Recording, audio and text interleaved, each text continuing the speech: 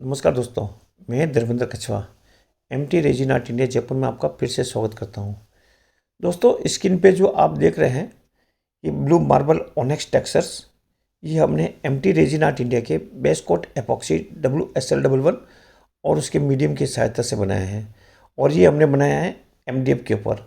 आप चाहे तो उसे प्लाई के ऊपर, किसी भी वुडन स्लैब के ऊपर, कोई पुराने टेबल के ऊपर या स्टोन के ऊपर बना सकते हैं। दोस्तों, ये जो WSL11 और उसके किट में मीडियम आता है, उसकी वजह से ये टेक्सचर अच्छे से बन पाते हैं हमारे, और एक ठहराव सा रहता है इसके अंदर, और जैसा चाहते हैं वैसा टेक्सचर आप आराम से बना पाते हैं। तो चलिए हम देखते हैं हमने इसको कैसे बनाया। दोस्तों, सबसे पहले तो हमने एक MDF लिया था जिसके ऊपर प्राइमर कर लिया था, और प्राइमर करने के बाद हमने उसके ऊपर टेक्सचर बनाने का प्लान किया। उसके लिए हमने जो सारे पिगमेंट्स काम में लिए हैं उसके अंदर हम आपको बता देते हैं। एक तो लिया हमने वाइट ओपेक, उसमें से थोड़ा सा क्लियर निकाला, और ये ब्लू जिसमें हमने टीपी ब्लू और वाइट ब्लू का काम लिया है, और ये लिया हमने पर्ल। दोस्तों, हमने सारा क्लियर केमिकल ही बनाया था, सारा बेस कोट का, उसी में हमने ये सारे कलर मिलाए थे। जैसा कि मैंने बताया आपको कि सबसे पहला हमने क्लियर में से कुछ कलर निकाल लिया था जिसको हम लोग क्लियर बोलते हैं, और बाकी के बचे हुए में कुछ ब्लू मिलाया था हमने, और कुछ में पर्ल मिला दिया था। हमने 1 स्क्वायर फीट में 100 ग्राम के हिसाब से सारा केमिकल निकाला है, क्योंकि ऐसे टेक्सचर थोड़ा केमिकल ज़्यादा लगाना पड़ता है। आमतौर पे हम लोग 1 स्क्वायर फीट में 50 ग्राम केमिकल ही लगाते हैं, मगर इस टेक्सचर में थोड़ा सा ज़्यादा लगता है। जिस तरह से हम लोग प्राइमर लगाते हैं सेम उसी तरह से बेस कोट को लगाते थे, और थोड़ा सा वाइट करने के बाद जो ब्लू है उसको हम थोड़ा थोड़ा फैला देते हैं। पिछली बार आपने देखा था जैसे ग्रीन भी लगा सकते हैं, ब्लू भी लगा सकते हैं, रेड बना सकते हैं, येलो बना सकते हैं। इस बार हम लोग ब्लू बना रहे हैं। इस ब्लू को अपने थोड़ी थोड़ी जगह पे सतह पे फैला देते हैं, और नीचे से वाइट किया हुआ है, इसलिए हमें कोई घबराहट नहीं होगी कि कहीं पे कोई छूटेगा या बाकी रहेगा। उसके बाद में हम लोग उठाते हैं पर्ल को, और जो खाली जगह बचती है वहाँ पे पर्ल को डालेंगे। जिससे क्या होगा, ये दोनों आपस में मर्ज होना चालू हो जाएंगे। ये लिक्विड फॉर्म में होते हैं और थोड़ा गाढ़ापन होता है इनके अंदर, तो ये नीचे नहीं गिरता और अपनी सतह को पकड़े हुए रहता है। अगर हम तो ज़्यादा उसके ऊपर डालेंगे तो जो ज़्यादा होगा वो सतह से नीचे गिरेगा। हालांकि इसके ऊपर हमें 80 ग्राम से भी काम चल सकता था, मगर हमने 100 ग्राम के हिसाब से सारा बनाया है, क्योंकि जो कुछ नीचे गिरेगा उसका जो टेक्सचर बनेगा उसका हम दूसरे टेक्सचर के रूप में काम लेंगे। अगर हम लोग पहले से कुछ टेक्सचर बनाएंगे तो वो डार्क या लाइट ही बनेंगे, मगर मिक्स होके जो नीचे गिरता है उसका टेक्सचर अलग ही बनता है। देखिए, पर्ल डालने के बाद में हमने जो बचा हुआ क्लियर था उसको भी इसके ऊपर गिरा दिया है, और थोड़ा थोड़ा सब बचा भी लिया है। थोड़ा ब्लू बचाया है, थोड़ा वाइट बचाया है, थोड़ा पर्ल बचाया है, और थोड़ा क्लियर। ये सब इस टॉप की सतह पर डालने के बाद हल्के हल्के थपकी से उसको किनारों तक लेके जाएं, किनारों पे ले जाके छोड़ दें, और किनारों के नीचे तक ले जाएं, और इसको एक लेवल से कर लें। अगर अंगुलियों से ऐसे हम लोग डालेंगे तो सीधे टेक्सचर बन जाएंगे, मगर जो थपकी दे के हम लोग काम करते हैं इससे क्या होता है कि कलर हल्का हल्का मर्ज होता है, और जिस जगह केमिकल पहुंचना होता है वहाँ पहुंच जाता है, और एक अलग सा टेक्सचर का निर्माण हो जाता है इसके अंदर। देखिए किस तरह से हम लोग इसको आहिस्ता आहिस्ता से फैला रहे हैं, और हमने जो बचा के रखा था उसका इस्तेमाल हम वहाँ पे करेंगे जहाँ पे थपकी से केमिकल कम पहुँच पाता है, या कहीं पे कुछ डार्क कलर डार्क शेड देना होता है अपने को।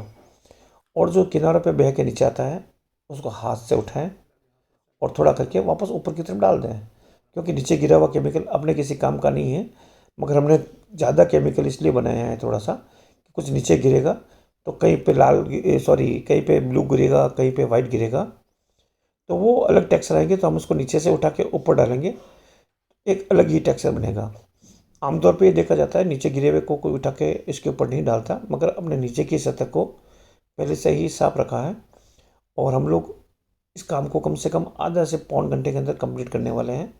देखिए जिस तरह से हमने इसके अंदर सारा किया काम, जहाँ पे बाकी रह रहा था वहाँ पे पर्ल, कहीं पे ब्लू, और उसको करके कंप्लीट किया है, और थोड़ा सा वाइट था उसको भी हमने इसके ऊपर डाल के एक टेक्सचर का रूप दे दिया है।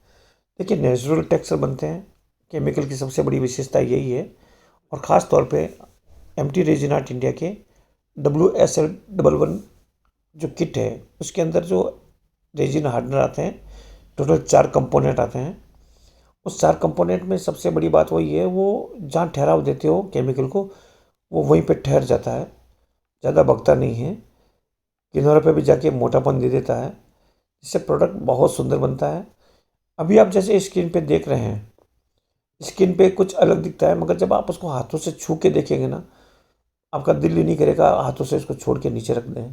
बहुत सुंदर बनता है और इतना स्मूथनेस लिया होता है, जैसे बोलते हैं ना टच एंड फील, वो वाला महसूस होता है। टच करके देखिए आप इसको, बहुत सुंदर बनता है। और देखिए दोस्तों, जिस तरह से हमने सारा केमिकल जो बचा हुआ था इस पर डाल दिया है। अब लास्ट में जो कुछ बचा था पर्ल, पर्ल को भी जगह जगह पे डाला है, क्योंकि इसके अंदर में 3D इफेक्ट देना था, एक ऑनेस्ट का इफेक्ट देना था। पर्ल डालने के बाद जो कि बचा हुआ क्लियर होगा, तो हम लोग को जहाँ जहाँ पर्ल डाला है वहाँ वहाँ पे डालेंगे और पहले पर्ल को थोड़ा सा फैला लेंगे। फैलने से क्या होगा, एक गांठ जैसा नहीं रहेगा और एक टेक्सचर जैसा बन जाएगा। दोस्तों, ये बनने के बाद ही मैंने ये वीडियो आपको शेयर कर रहा हूँ, क्योंकि जब ये बन के पूरा कंप्लीट हो गया था, बहुत सुंदर बना था। देखिए, ये हम लोग जो क्लियर बचा हुआ था अब वो भी डाल चुके हैं। हमारा केमिकल जो सारा बनाया था 100 ग्राम पर स्क्वायर फीट के हिसाब से वो पूरा लग चुका है। देखिए, अभी तक केमिकल कुछ भी नीचे नहीं गिरा है और हम लोग अब इसको गिराने वाले हैं। थोड़ा थोड़ा करके नीचे इसलिए गिराएंगे क्योंकि हमें कुछ और अलग से टेक्सचर चाहिए। अलग से टेक्सचर डालने के लिए केमिकल तो थोड़ा सा नीचे या तो बचा के रख सकते हैं, मगर जब हम इसको हीट करेंगे, थोड़ा पतला करेंगे, तो ऑटोमेटिक थोड़ा थोड़ा गिरेगा ही गिरेगा। तो क्यों ना हम उसी का इस्तेमाल करें। देखिए, इस तरह से एक मार्बल का इफेक्ट भी आ चुका है। अभी हम लोग इसको हीट करने वाले हैं। देखिए, सबसे पहले तो पूरे टेबल टॉप को पूरा तसल्ली से हीट कर लीजिए। पूरा हीट करने से क्या होता है, अभी सर्दी का भी मौसम है, केमिकल थोड़ा गाढ़ा हो जाता है। गाढ़ा होने से क्या होता है, वो जहाँ जाता है वही जम जाता है, मगर हीट करने से थोड़ा पतला हो जाता है और इसकी एयर्स निकल जाती है और थोड़ा फैलना चालू हो जाता है। अब हीट करने के बाद गन को थोड़ा सा स्लो करेंगे और एक फ्लो की तरफ उसको बहाएंगे। जहाँ जहाँ आपको टेक्सचर फैलाना है वहाँ वहाँ उसको टेक्सचर को फैलाएंगे, किनारों पे लाके छोड़ देंगे, ताकि किनारे अपनी गोल है, गोले की वजह से केमिकल वहाँ आके अटक जाएगा और धीरे धीरे नीचे रिसना चालू हो जाएगा। इससे क्या होगा, हमारी किनारे मजबूत हो जाएगी। दूसरा, गर्म करने से क्या होता है, केमिकल की जो सूखने की प्रक्रिया होती है वो थोड़ी सी तेज़ हो जाती है, इसका भी फ़ायदा हमको मिलेगा। और लास्ट में जब हम लोग ब्यूटेन टॉर्च से इसको हीट करेंगे, उसका भी हमें एक अलग फ़ायदा मिलेगा, क्योंकि जो गर्मी इस गन से निकलती है वो 2000 वाट तक की होती है, और 2000 वाट को भी हमने स्लो करके किया है, तो कई बबल्स नहीं निकल पाते। मगर जब ब्यूटेन टॉर्च से हम लोग उसको पकाएंगे तो उसकी हीट बहुत तेज़ होती है, जो भी कुछ होता है वो हीट से और ज़्यादा सूखना चालू हो जाता है, और जो भी बबल होते हैं सारे निकल जाते हैं, एक चमक बाहर निकल के आती है उसमें से। चमक निकलने के साथ साथ जो कलर्स होते हैं वो नीचे दब जाते हैं और क्लियरिटी ऊपर आ जाती है, इससे चीज़ और भी सुंदर बन जाती है। अभी हमने जो इसके ऊपर देखो टेक्सचर डालने का काम चालू किया है, हमने जो थोड़ा सा ब्लू कलर था नीचे गिर गया था उसको इकट्ठा किया है, और उसके अंदर थोड़ा सा और ब्लू मिला के जो लाइट ब्लू हो गया था उसको हल्का सा डार्क करके एक शेडिंग देना चालू किया है। देखिए, इस शेडिंग से क्या होता है, एक आउटलाइन बन जाती है जो कि एक हार्ड सतह के साथ आपको अलग से दर्शाती है कि हाँ, इस पत्थर में कुछ अलग से दरारें हैं। और जहाँ जहाँ पर्ल लगा होता है ख़ास तौर पे हम लोग उसकी तरफ आउटलाइन बनाते हैं, ताकि वो पर्ल ज़्यादा इफेक्टदार बन जाए। और ये करने के बाद हम लोग इसको बिल्कुल प्यार से थोड़ा थोड़ा सहलाएंगे और एक थपकी के साथ, उंगली की थपकी के साथ इसको मर्ज करेंगे। मर्ज करने से क्या होगा, ये जो अभी हार्ड लाइन दिख रही है वो ऐसी नेचुरल जैसी दिखने लग जाएगी। देखिए, किस तरह से हमने इसको, क्या आप अपने हिसाब से कैसे भी कर सकते हैं। और दोस्तों, जहाँ हमने ब्लू मिलाया है ना, पहले हमने ग्रीन भी मिलाया था, आप इस तरह से अपने पसंद के कोई भी कलर्स, कोई 2 कलर, कोई 4 कलर मिला सकते हैं। बनाने के 1000 तरीके हैं, आप किसी भी तरीके से इसको बना सकते हैं। केमिकल की जो गुणवत्ता है उसी की वजह से सारी चीज़ें बन पाती हैं, और उसकी मोटाई और उसकी टाइमिंग, ये सबसे अहम बातें होती हैं। बस इसी वजह से ये सारी चीज़ें बन पाती हैं। आमतौर पे जो केमिकल मिलते हैं वो 2 कंपोनेंट होते हैं, और 2 कंपोनेंट क्या करते हैं कि उनकी प्रक्रियाएं फिक्स होती हैं, मगर हमने 4 कंपोनेंट अलग अलग हमारी रेसिपी से बनाए हैं। इसमें ठहराव, स्मूथनेस और एक अलग ही उठाव आता है इसके अंदर, और उसका घुमाव बहुत अच्छा बनता है। देखिए, किस तरह से हमने इसको अलग तरह से थपकी दे के बना दिया है, और जो नीचे गिर रहा था उसको उठा उठा के बीच में वापस डाल रहे हैं, जहाँ भी हमें लगे एक नया टेक्सचर देना है। अब क्या हो रहा है, जो ब्लू कलर, वाइट कलर और जो डार्क कलर डाला था, सारा सारा एक मिश्रण बन जाता है और एक अलग ही कलर बन जाता है। इसी तरह से आप आराम से कर सकते हैं। आप चाहें तो नीचे गिरा हुआ उठा के भी डाल सकते हैं, बस कोई डस्ट या कोई पार्टिकल्स ना आए। आ जाएगा तो घबराने की बात नहीं है, आप उसको वापस टूथपिक की सहायता से उठा भी सकते हैं। देखिए दोस्तों, किस तरह से एक अच्छे से टेक्सचर निकल के सामने आ रहे हैं। हाँ, अपना पास थिनर को रखिए। क्या कई बार ऐसा हो जाता है, सारा काम करने के बाद आपको कहीं हाथ में लग जाता है, तो आप हाथ को थिनर से साफ कर सकते हैं। देखिए ये कलर कितना सुंदर सा बन पड़ा है, और मैंने जो नीचे गिरे हुए कलर्स थे वो भी ऊपर डाल दिए हैं। दोस्तों, इस तरह से करने से आपके कलर के इफेक्ट जो आते हैं ना, अविश्वसनीय कलर आते हैं। आप खुद सोच नहीं पाते कि यह मैंने बनाया है ये वाला। आप खुद बोलेंगे ये मैं नहीं बना सकता था, मगर ये कैसे बनाया है। आप एक आर्टिस्ट बन जाते हैं। और जो ऊपर से डाला कलर है ना, उसके बाद में उसको भी थोड़ा सा हीट कर देना चाहिए, थोड़ा सा उसको फैलाव दे देना चाहिए। कारण क्या होता है, जो नीचे से गिरता है उसमें भी एयर बबल होता है, वो भी एयर बबल ऊपर ना रहे, और अच्छे से उसको फर्स्ट क्लास हीट कर दीजिए। जब ये पूरा हीट हो जाता है तो साथ साथ में ये मर्ज भी हो जाता है।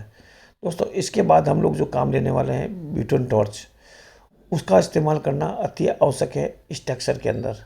क्योंकि इस टेक्सचर में अगर उसका इस्तेमाल नहीं किया आपने, तो अंदर काफ़ी बबल्स रह सकते हैं जो कि नहीं निकलते, क्योंकि हमारा केमिकल WSL ग्रेड का केमिकल है, जो कि बहुत गाढ़ा गाढ़ा होता है। इसकी वजह से ये सारा टेक्सचर बन पाता है। देखिए, अब हम लोग ब्यूटेन टॉर्च का काम लेने वाले हैं। इसको एक पापड़ सेकते हैं उस तरह से सेकना है, केवल हल्की हल्की हीट की वजह से ये एकदम पतला हो जाता है। हाँ, इसको ज़्यादा ना रखे एक जगह पे, नहीं तो कहीं से जलने का खतरा रहता है। इसको जलाना नहीं है, बस इतना 2-3 बार 4 बार आपको उसको घुमाना है। इससे क्या हो गया, पूरी सतह पे एक चमक से आ गई। देखिए दोस्तों, कैसे एकदम ऑनेक्स के जैसे दिख रहा है। ऑनेक्स में एक ही होता है, वो नीचे से लाइट आती है, मगर इसमें ऊपर से लाइट डालने पे आपको एकदम ऑनेक्स जैसा फीलिंग आएगा। अब ये सूख चुका है पूरा, हमारे पास आ चुका है कंप्लीट होके। ये देखिए, आप इसकी चमक को अविश्वसनीय तरीके से देख पाएंगे जब इसको आप छुएंगे। फोटो में हो सकता है आपको कुछ भी लगे। दोस्तों, ये सारा कमाल है MT रेजिन आर्ट इंडिया के WSL11 किट का। तो दोस्तों, इसके बारे में कोई भी जानकारी चाहिए तो अंतिम पड़ाव में हमारा ये नंबर आएगा, इस पर आप कॉल कर सकते हैं, व्हाट्सअप कर सकते हैं। व्हाट्सअप कीजिए, सबसे अच्छा है। और 722 वाले पे आप व्हाट्सअप कीजिए, जो सबसे लास्ट में है। Thank you.